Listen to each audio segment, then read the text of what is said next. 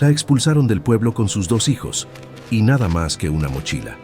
El desprecio de la gente que alguna vez la conoció la empujó hacia el bosque, sin rumbo, sin destino, sin esperanza. Y cuando la noche estaba a punto de tragárselos a los 3, encontró algo que ninguna persona cuerda esperaría encontrar en medio de la oscuridad y el silencio. Una iglesia olvidada, cubierta de musgo, con luz adentro.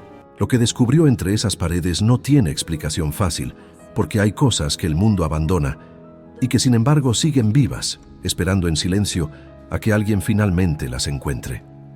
Esta es la historia de una mujer que entró buscando solo un techo para pasar la noche y salió siendo completamente diferente, no porque alguien la salvara, sino porque descubrió que el lugar más insospechado puede guardar exactamente lo que uno más necesita. Lo que pasó dentro de esa iglesia va a hacerte pensar en todo lo que tú también has dejado atrás y en todo lo que todavía puede renacer. Qué bueno tenerte aquí conmigo para una historia maravillosa más. Quédate conmigo hasta el final. Vamos con la historia. El sol se estaba muriendo entre los árboles cuando Esperanza Villanueva tomó a sus hijos de la mano y les dijo, con una calma que no sentía por dentro, que todo iba a estar bien. Mateo, de 9 años, no dijo nada. Apretó su mano con fuerza y siguió caminando. Lucía, de 6, cargaba contra el pecho a un conejo de tela al que le faltaba una oreja y murmuraba canciones que solo ella entendía. Eran buenos hijos, demasiado buenos para el destino que les había tocado. 3 horas atrás, la señora Remedios Fuentes había señalado la puerta de su casa con un dedo torcido por los años y la maldad. Aquí ya no hay lugar para ti, Esperanza. Tu marido murió con deudas. Sus deudas son tuyas ahora. Si no puedes pagar, te vas. Las demás mujeres del pueblo observaban desde sus ventanas con esa cobardía característica de quienes disfrutan el sufrimiento ajeno sin ensuciarse las manos. Nadie habló en su defensa. Nadie salió a detenerla. Don Aurelio, el hombre que había trabajado codo a codo con su esposo Rodrigo durante 15 años, apartó la mirada cuando ella pasó frente a su tienda. La maestra de Mateo cerró su puerta antes de que Esperanza pudiera pronunciar una sola palabra. El pueblo entero pareció decidir en silencio y de común acuerdo que era más fácil olvidarla que ayudarla. Así que caminó, sin rumbo claro, sin destino, solo con la certeza desesperada de que el bosque que bordeaba el pueblo era menos cruel que las personas que acababan de expulsarla. Durante la primera hora, Mateo preguntó a dónde iban. Esperanza respondió que a buscar un lugar para descansar. Durante la segunda hora, Lucía preguntó si iban a cenar. Esperanza respondió que pronto. Durante la tercera hora ninguno preguntó nada, porque los 3 entendieron que las preguntas ya no servían de mucho. Fue entonces cuando Lucía se detuvo. «Mamá», dijo señalando entre los árboles con su dedo pequeño, «hay una casa con una cruz». Esperanza entrecerró los ojos. La niebla vespertina se enredaba entre los troncos como humo quieto, y al principio pensó que su hija estaba confundiendo sombras con edificios. Pero no. Ahí estaba. Entre la vegetación densa y el silencio solemne del bosque, se erguía una iglesia antigua, pequeña, cubierta de musgo verde, como si la naturaleza la hubiera reclamado lentamente para sí. Las paredes blancas, ahora grises por el tiempo, estaban atravesadas por enredaderas que trepaban hasta el campanario. Los vitrales, algunos rotos, dejaban escapar una luz interior tenue, casi irreal, como si dentro hubiera velas encendidas, o como si alguien viviera ahí. Esperanza sintió un escalofrío que no era de frío. «Quédense detrás de mí», les dijo a sus hijos, y los 2 obedecieron sin chistar. Se acercaron por el sendero de piedra, resbaladizo de humedad, que llevaba hasta la entrada. La puerta de madera estaba entreabierta. Desde adentro llegaba un olor a cera vieja, a madera húmeda, a algo que Esperanza solo podía describir como tiempo detenido. Y mezclado con todo eso, apenas perceptible, el sonido de una voz. Un hombre, recitando algo, o ensayando, se detuvo frente a la puerta. La parte racional de su mente le decía que siguiera caminando, que una iglesia abandonada en medio del bosque no era lugar seguro para 2 niños. Pero sus pies estaban cansados. El cielo sobre los árboles se había puesto color morado oscuro, y sus hijos llevaban horas caminando sin comer. A veces no hay opción, pensó. A veces la desesperación toma las decisiones por uno. Empujó la puerta. Lo que vio dentro hizo que su corazón se detuviera por completo. En el centro del altar, bañado por la luz tenue que se filtraba por los vitrales rotos, había un hombre. Vestía de blanco de pies a cabeza, con la piel cubierta de pintura del mismo color. Sus brazos extendidos sostenían dos alas enormes, artesanales, hechas de plumas cosidas con hilo grueso, que se abrían como las de un pájaro en vuelo, y él actuaba, solo, frente a las bancas vacías y polvorientas, frente a un público que no existía, con una entrega y una emoción que Esperanza nunca había visto en ningún ser humano real. Recitaba con voz profunda. Y el ángel descendió entre los escombros, no porque el lugar fuera sagrado, sino porque alguien todavía lo necesitaba. Mateo se aferró al brazo de su madre. Lucía, en cambio, soltó al conejo de tela al suelo, abrió los ojos como platos, y en el silencio absoluto de esa iglesia olvidada, preguntó con su voz de 6 años: «¿Ese señor es un ángel de verdad, mamá?». El hombre se congeló, se giró lentamente, y por primera vez en mucho tiempo, Esperanza Villanueva no supo absolutamente nada de lo que iba a pasar después. El silencio que siguió fue tan denso que Esperanza podía escuchar su propio corazón. El hombre del altar bajó los brazos lentamente. Las alas artesanales se plegaron a sus costados como las de un pájaro que renuncia al vuelo. La pintura blanca que cubría su rostro no podía ocultar la expresión de sorpresa genuina, casi de pánico, de alguien que lleva tanto tiempo solo que había olvidado cómo verse frente a otros ojos. Durante un instante largo nadie habló. Fue él quien rompió el silencio. No suelo recibir visitas», dijo, con una voz que sonó oxidada, como puerta que no se abre desde hace años. «Lo imagino», respondió Esperanza, sin saber muy bien por qué eso fue lo primero que salió de su boca. El hombre parpadeó. Luego, sin que nadie lo esperara, soltó una carcajada breve, incómoda, que rebotó contra las paredes de piedra y murió en el techo. Era una risa rara, la de alguien que había olvidado también cómo reírse. «Ezequiel», dijo, señalándose el pecho con una mano blanca. «Me llamo Ezequiel Mora». «Esperanza Villanueva». Ella señaló a sus hijos sin soltarlos. «Mateo». «Lucía». Lucía seguía mirándolo con esa mezcla de asombro y certeza absoluta que solo tienen los niños de 6 años. «¿Eres un ángel de verdad?», repitió, porque para ella la pregunta seguía sin respuesta. Ezequiel se arrodilló lentamente hasta quedar a la altura de sus ojos. De cerca, la pintura blanca tenía pequeñas grietas en las comisuras de su boca y en las arrugas de su frente, como un mapa de expresiones acumuladas. «Soy actor», respondió con una suavidad que contradecía todo el extraño escenario. «O lo fui. Ahora solo soy alguien que ensaya para nadie». Lucía consideró esto con seriedad. «Nosotros podemos ver», dijo finalmente. «No somos nadie». Ezequiel la miró un momento.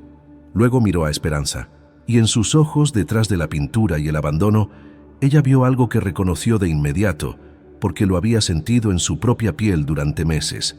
El dolor silencioso de quien ha sido ignorado por tanto tiempo que ya casi acepta que merece serlo. Esa noche, Ezequiel les ofreció las bancas más largas como camas improvisadas y unas cobijas que olían a madera vieja, pero que cumplían su función. Calentó agua en una pequeña estufa de gas que mantenía en la sacristía y preparó té con piloncillo, que Lucía tomó con las 2 manos como si fuera oro líquido. Mientras los niños dormían, envueltos en cobijas y en ese silencio particular de los bosques nocturnos, Ezequiel y Esperanza se sentaron en las bancas delanteras y hablaron con la honestidad que solo se permite entre desconocidos que no tienen nada que perder. Él habló primero. Le contó que había llegado a esa iglesia 12 años atrás, cuando el padre Donato todavía oficiaba misa y las representaciones teatrales de Semana Santa llenaban el lugar de gente y de luz. Él no era actor profesional, nunca lo había sido, pero en ese escenario improvisado había encontrado algo que el mundo exterior nunca le había dado: la sensación de ser visto, de importar, de que sus palabras llegaban al corazón de alguien. «Aquí actué el papel del arcángel Gabriel 4 años seguidos», dijo mirando el altar como quien mira una fotografía vieja. La gente lloraba, no por mí, sino por lo que representaba. pero yo sentía que era lo mismo. Luego, poco a poco, las cosas se fueron desmoronando. La diócesis recortó fondos. El padre Donato fue trasladado a otra parroquia sin previo aviso. Los feligreses, sin pastor y sin recursos, fueron dispersándose como semillas en el viento. Las representaciones se cancelaron, las bancas se vaciaron. Y un domingo Ezequiel llegó a la iglesia y no había nadie más que él. Debí haberme ido, admitió. Todo el mundo se fue, pero yo no podía. Hizo una pausa larga. Este lugar guardaba lo único que fui alguna vez. Si me iba, me quedaba sin eso también. Esperanza escuchó en silencio. Cuando él terminó, ella no dijo qué triste ni lo siento mucho. Dijo algo diferente. Yo también fui dejada atrás. Y le contó todo. La muerte de Rodrigo, tan repentina que todavía a veces despertaba esperando escucharlo respirar a su lado. Las deudas que él dejó sin decirle nada, porque era un hombre bueno pero orgulloso que no supo pedir ayuda. El pueblo que primero fingió compasión y luego mostró su verdadero rostro. La señora Remedios y su dedo señalador, las puertas cerradas, los ojos apartados, los 3 kilómetros de bosque caminados con 2 niños y una sola mochila. «Entré aquí», dijo en voz baja, «porque ya no había a dónde más ir». Ezequiel la escuchó con la misma atención con que ella lo había escuchado a él, sin interrumpir, sin ofrecer soluciones vacías. Cuando ella terminó, tampoco dijo qué triste ni lo siento mucho. Dijo, entonces los dos llegamos aquí sin nada. Sí. Y los dos seguimos aquí. Sí. Ezequiel miró las bancas donde dormían Mateo y Lucía. Luego miró los vitrales rotos, por donde entraba el frío de la noche, y también la luz azulada de la luna llena, que convertía el interior en algo que, a pesar de todo, seguía pareciendo sagrado. Esta iglesia tiene 4 habitaciones en la parte trasera que usaban los voluntarios, dijo finalmente. Llevan años vacías, son frías y huelen a humedad, pero tienen techo y paredes enteras. La miró.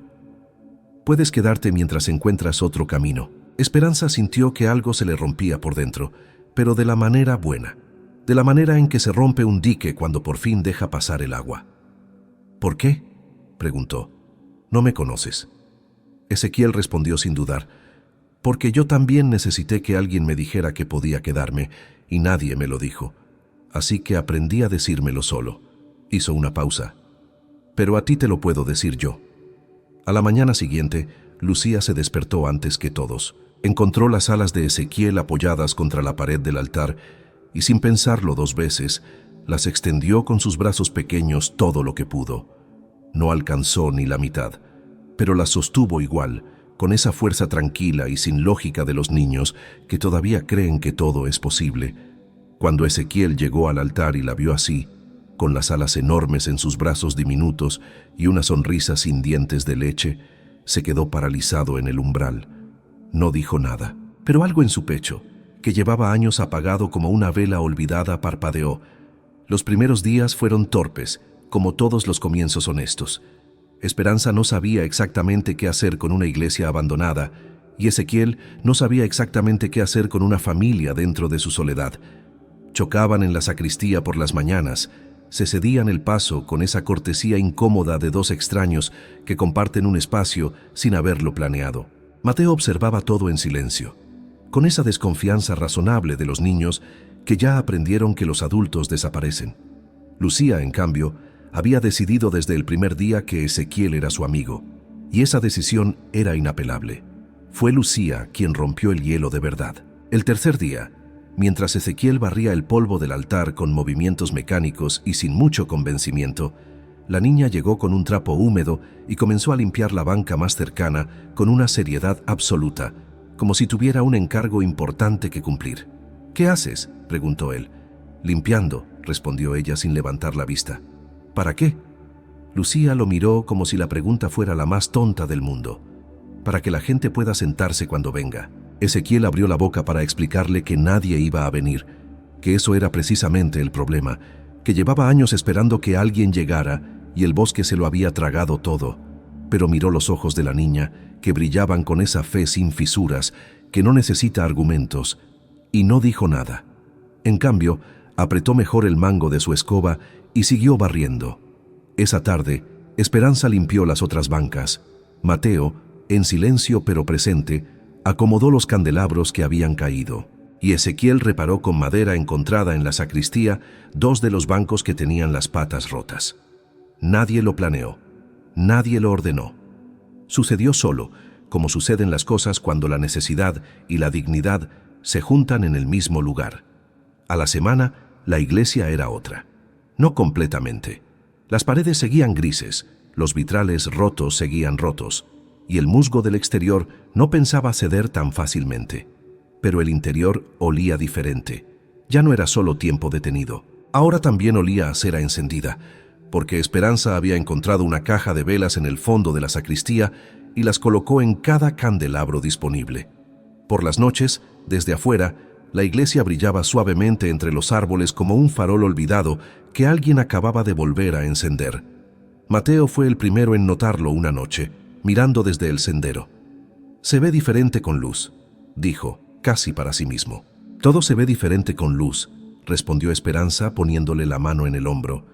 El niño no dijo nada más, pero esa noche, por primera vez desde la muerte de su padre, durmió sin despertarse. Fue en esa segunda semana cuando Ezequiel volvió a ensayar, pero esta vez algo había cambiado. Llegó al altar una tarde con sus alas y su pintura blanca, como siempre. Se colocó en el centro, como siempre. Extendió los brazos, como siempre. Pero cuando abrió la boca para recitar, encontró que ya no podía fingir que las bancas estaban vacías, porque en la primera banca, con el conejo de tela sin orejas sobre las piernas, estaba Lucía. Lo miraba con atención total, las manos apoyadas en las rodillas, como público de teatro que sabe que no debe interrumpir. A su lado, Mateo fingía leer algo, pero sus ojos volvían al altar cada pocos segundos. Y en la última banca, Esperanza remendaba una tela con aguja e hilo, pero también miraba de esa manera de los adultos que no quieren que los descubran mirando. Ezequiel se quedó paralizado. Llevaba años actuando para el vacío. Había aprendido a encontrar en ese vacío una especie de libertad, porque el vacío nunca juzga, nunca se decepciona, nunca se va porque ya no está. Pero esto era diferente. Esto era real, y lo real da más miedo que cualquier escenario vacío. Lucía, cansada de esperar, dijo: «Ya puedes empezar». Y algo en esa frase simple, dicha con autoridad de niña de 6 años, hizo que Ezequiel soltara el aire que llevaba sin saber que estaba reteniendo. Comenzó a recitar, y esta vez las palabras sonaron distintas, más vivas, más urgentes, como si siempre hubieran estado esperando a alguien que las escuchara para poder ser completamente lo que eran. Cuando terminó, Lucía aplaudió con entusiasmo.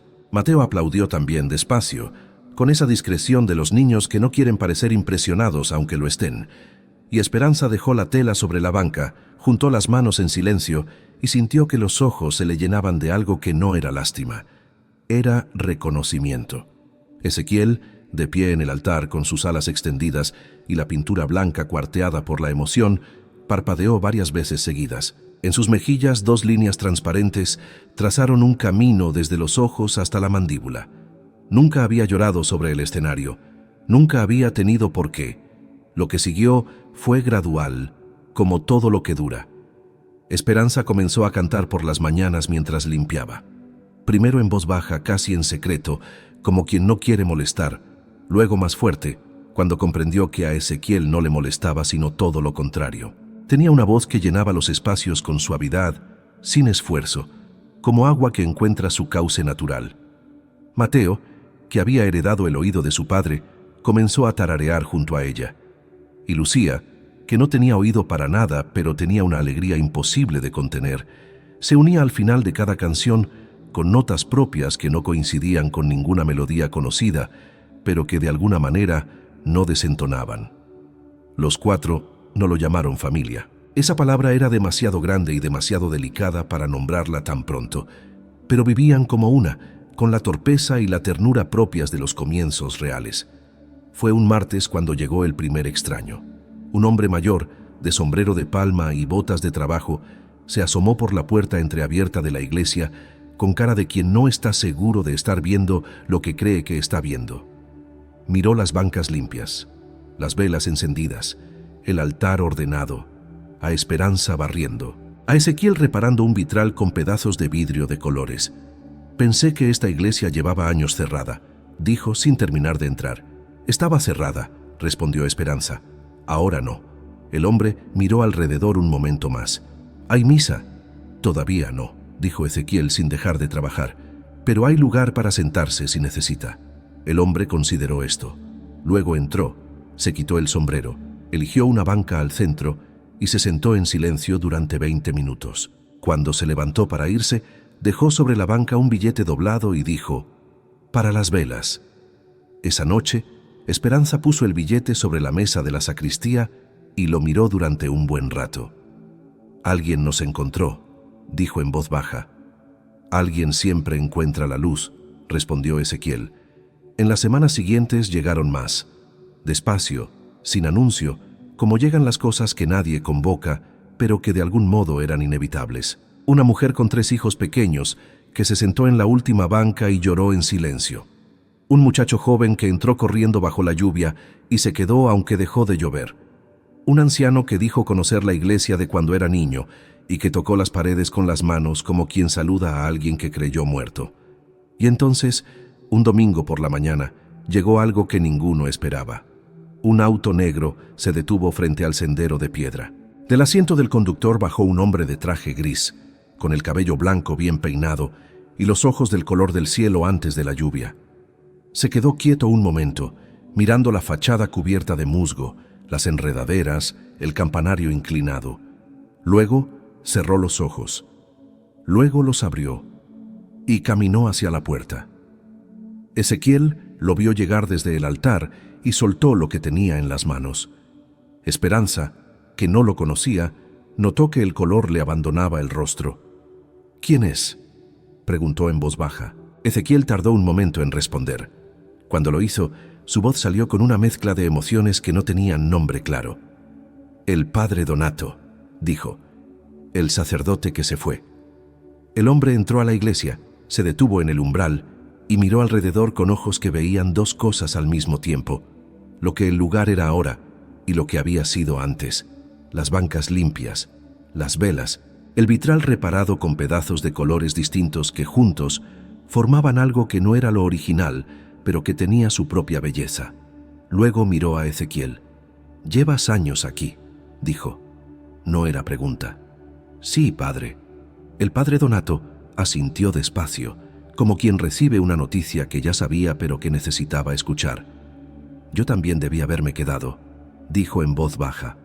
Luego se sentó en la primera banca, juntó las manos y se quedó en silencio. Y en ese silencio, algo terminó de romperse para dar paso a algo nuevo. El padre Donato no se fue esa noche. Durmió en una de las habitaciones traseras, la misma que años atrás había sido suya, sobre un catre que Ezequiel limpió en silencio sin que nadie se lo pidiera. A la mañana siguiente, el sacerdote amaneció antes que todos.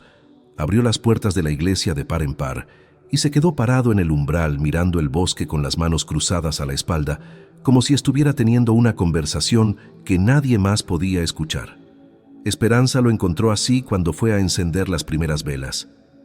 «¿Pudo dormir, padre?», preguntó. «No mucho», admitió él. «Estuve pensando». «¿En qué?». El anciano tardó un momento. «¿En cuántas veces huimos de los lugares que más nos necesitan?», dijo, convenciéndonos de que nuestra ausencia es inevitable, de que las circunstancias no nos dejaron opción. Hizo una pausa. «Pero la verdad es que casi siempre sí la hay, solo que a veces la opción más difícil es la de quedarse». Esperanza pensó en el pueblo, en las puertas cerradas, en los ojos apartados, en ella misma, caminando hacia el bosque con 2 hijos y una mochila, sin mirar atrás. «A mí no me dejaron quedarme», dijo sin amargura, «solo como un hecho». El padre Donato la miró. «No, a usted la sacaron». Hizo una diferencia clara con la voz. «Eso es distinto. Usted no huyó, la empujaron, y aún así, en lugar de derrumbarse, encontró este lugar y lo devolvió a la vida». Volvió a mirar el bosque. «Eso tiene otro nombre». «¿Cuál?». «Vocación», respondió él sencillo, como si fuera la cosa más obvia del mundo. En los días que siguieron, el padre Donato comenzó a hacer llamadas. Esperanza no sabía exactamente a quién llamaba ni qué decía, pero notaba que cada conversación terminaba con el sacerdote más erguido, como si cada llamada le devolviera un centímetro de algo que había perdido. Una tarde lo escuchó decir: «No te pido que vuelvas por mí, te pido que vuelvas por lo que construimos juntos». La respuesta del otro lado duró varios minutos. Cuando colgó, el padre Donato se quedó mirando el teléfono en silencio. Luego sonrió. Llegaron un sábado por la mañana, en 3 autos distintos. El primero era un hombre de unos 40 años, de ropa sencilla, pero con la calma particular de quien ya no necesita demostrar nada. Se llamaba Bernardo y había sido monaguillo en esa iglesia de niño. Ahora tenía una empresa de construcción en la ciudad y había manejado 4 horas sin decírselo a nadie más que al padre Donato. Del segundo auto bajó una mujer de cabello corto y mirada directa. Rosario. Había asistido a la iglesia durante 20 años. Había visto las representaciones de Ezequiel desde siempre, y cuando la parroquia cerró, había prometido volver si algún día había algo a qué volver. Ahora administraba una fundación de apoyo a familias en situación vulnerable y traía consigo una lista de contactos que llenaba 3 páginas. Del tercer auto llegaron 2 hermanos, Óscar y Fermín, que de jóvenes habían ayudado a construir el campanario y que al enterarse de que la iglesia estaba despertando, se presentaron con herramientas, materiales y la disposición tranquila de los hombres que no hablan mucho pero hacen mucho. Ezequiel los vio llegar desde el altar y no pudo moverse. 12 años de silencio, de ensayos para el vacío, de aferrarse a un escenario que el mundo había olvidado. Y ahora el mundo regresaba, no como fantasmas, sino como gente real con manos reales y memoria real. Mateo, que lo observaba desde la banca, se acercó despacio. ¿Los conoces?, preguntó. Sí, respondió Ezequiel con la voz rota de la manera buena. ¿Por qué lloras? Ezequiel miró al niño. Luego miró a Bernardo, que ya estaba caminando hacia él con la mano extendida. Luego miró a Esperanza, que estaba en la puerta recibiendo a los recién llegados con esa dignidad natural suya, como si siempre hubiera sabido que este momento iba a llegar. Porque a veces, dijo Ezequiel, uno espera tanto tiempo, algo que ya casi no cree que pueda suceder, que cuando sucede el cuerpo no sabe cómo recibirlo, sino con lágrimas. Mateo consideró esto con seriedad. Mi mamá llora así a veces, dijo. Dice que son las lágrimas que no cupieron antes. Ezequiel lo miró. Tu mamá es muy sabia. ¿Sí?, dijo Mateo con la convicción simple de quien constata un hecho. Lo sé, las obras comenzaron esa misma semana. Bernardo trajo cuadrillas. Óscar y Fermín dirigieron los trabajos con una precisión que venía de décadas de oficio. Las paredes grises recuperaron su blanco. El techo de metal oxidado fue reforzado. Los vitrales rotos, algunos más allá de la reparación, fueron reemplazados por otros nuevos que Rosario encargó a un artesano del pueblo vecino y que llegaron en colores que no eran exactamente los originales, pero que la luz de la tarde convertía en algo igual de hermoso. El campanario fue el último en intervenirse. El día que volvió a sonar, Lucía estaba en el sendero de piedra con su conejo de tela y levantó la cara al cielo como si esperara lluvia. El sonido se extendió entre los árboles, rebotó contra el bosque y llegó hasta donde nadie imaginaba que podía llegar. En el pueblo, a 3 kilómetros de distancia, la señora Remedios Fuentes levantó la vista de su tejido y frunció el ceño. ¿Esa no era la campana de la iglesia del bosque?, preguntó a nadie en particular. Nadie le respondió, pero todos la oyeron. La primera representación teatral se hizo un domingo de octubre. No fue perfecta. Las bancas no alcanzaron para todos y hubo gente de pie en los costados.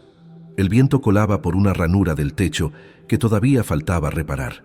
Ezequiel olvidó 2 líneas del texto que llevaba años recitando de memoria, quizás porque ya no estaba solo y el nervio era diferente, más vivo, más real. Pero cuando extendió las alas en el altar, con la luz de los vitrales nuevos cayendo sobre él en franjas de color, y cuando recitó con voz que llenó cada rincón de esa iglesia que él mismo había sostenido en pie durante 12 años, con pura terquedad y fe obstinada, nadie recordó las imperfecciones. La gente lloró, no toda, pero bastante. El padre Donato, en la primera banca, tenía los ojos cerrados y las manos juntas. Bernardo, que de joven había aplaudido en ese mismo lugar siendo niño, aplaudió de pie. Rosario tomaba notas para su fundación con una sonrisa que no podía controlar.